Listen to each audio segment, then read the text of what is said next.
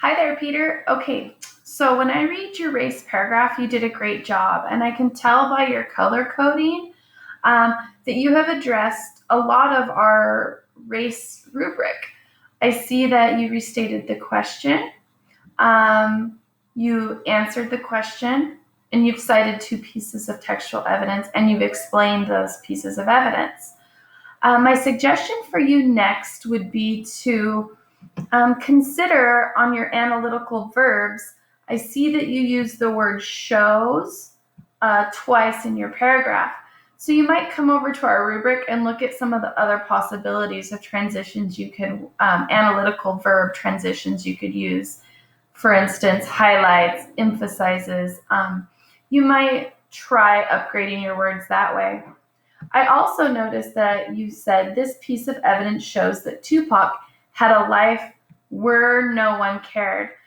We need to change this to where nobody cared, WHERE.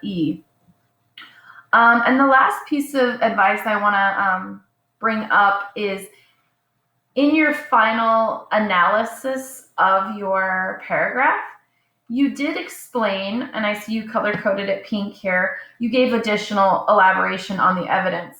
But in order to meet a proficient level 3, you're going to need to add one more of these criterias of explanation of analysis. And so I think that for you, probably giving an example from the text to support why your answer is what it is would be beneficial. Also, if you would like, you can explain why you chose those pieces of evidence.